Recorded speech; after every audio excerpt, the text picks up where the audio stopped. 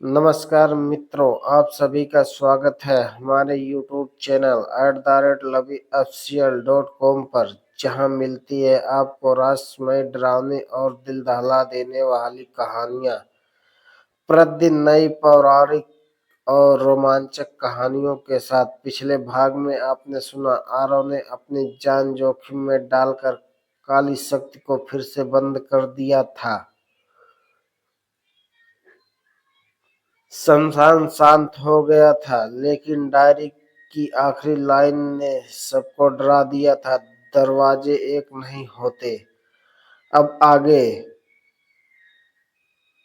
गांव बेलवा में 3 दिन तक सब सामान्य रहा। लोगों ने राहत की सांस ली। शमशान के पास दीप जलाया गया, लेकिन चौथी रात ठीक 12 बजे गांव के पुराने पीपल के पेड़ के पास घंटी अपने आप बजने लगी। टन टन टन।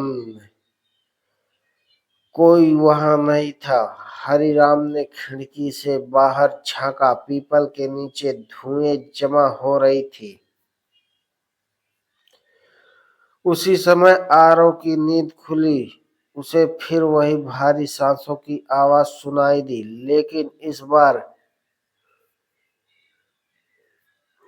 वो शमशान की तरफ से नहीं, गांव के बीच से आ रही थी। आरव बाहर निकला, पीपल के पेड़ की ओर बढ़ा।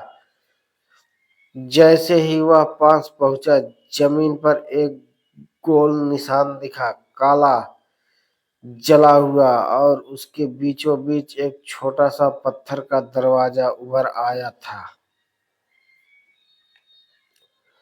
वो दरवाजा जमीन के अंदर था, आधा खुला हुआ। अंदर से ठंडी हवा निकल रही थी। आरव पीछे हट गया। तभी उसके पीछे से आवाज आई, इस बार वो अकेला नहीं है। आरव मुड़ा। सामने सावित्री दादी खड़ी थी। उनकी आंखों में डर था। बेटा, शमशान वाला दरवाजा तो बाहर का था, ये अंदर का है। आरव समझ नहीं पाया। दादी बोली, गांव के नीचे सुरंग है, बहुत पुरानी, जहां उस शक्ति को पहली बार बांधा गया था। आरव का दिल तेज धड़कने लगा। मतलब वो पूरी तरह गया नहीं। दादी ने सिर हिलाया। नहीं, वो हिस्सा था। मूल शक्ति अभी भी नीचे है। अचानक जमीन हिलने लगी। पीपल का पेड़ कांपा। पत्थर का छोटा दरवाजा थोड़ा और खुल गया।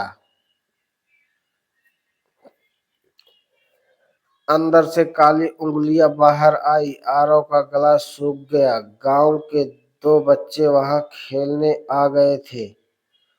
उनमें से एक दरवाजे की तरफ बढ़ा। अरे, ये क्या है? तभी अचानक काली उंगलियां बच्चे के पैर को पकड़ने लगी। आरव बिजली की तरह दौड़ा। उसने बच्चे को खींचकर गिरा दिया। दरवाजे के अंदर से भयानक गर्जना हुई। तुम फिर आ गए? इस बार आवाज कई लोगों की थी, जैसे सैकड़ों आत्माएं एक साथ बोल रही हो। गांव वाले इकट्ठा होने लगे। हरिराम चिल्लाया, इसे अभी बंद करो। लेकिन कैसे? डायरी में इस दरवाजे का जिक्र नहीं था। तभी आरव को याद आया, डायरी के आखिरी पन्ने का कोना फटा हुआ था। शायद बाकी हिस्सा अभी कहीं और है।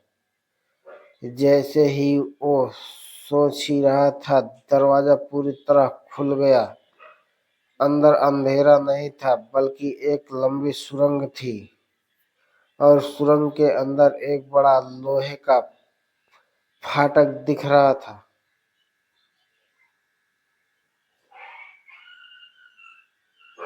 यानी ये तो बस रास्ता था। असली दरवाजा अभी और नीचे था।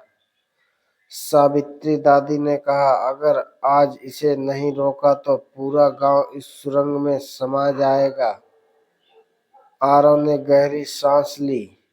तो फिर नीचे जाना पड़ेगा। गांव वाले डर गए। हरिराम बोला, नहीं बेटा, अकेले मत जा। लेकिन आरव ने मशाल उठाई। उसने पीछे मुड़कर गांव वालों को देखा। पिछली बार हमने गलती की थी, इस बार सच को पूरा जानेंगे। और वो उस सुरंग में उतर गया।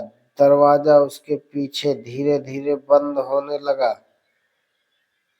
ऊपर गांव में सन्नाटा था। नीचे अंधेरे में मशाल की लौ कांप रही थी और सुरंग के अंत में लोहे का फाटक अपने आप खड़खड़ाने लगा। इस बार जो बंद था वो कुछ और भी बड़ा था, और शायद इस बार बलिदान काफी नहीं होगा। धन्यवाद मित्रों। यह कहानी कैसी लगी कमेंट बॉक्स में जरूर बताएं। हमारे चैनल @lovyofficial.com को सब्सक्राइब जरूर करें।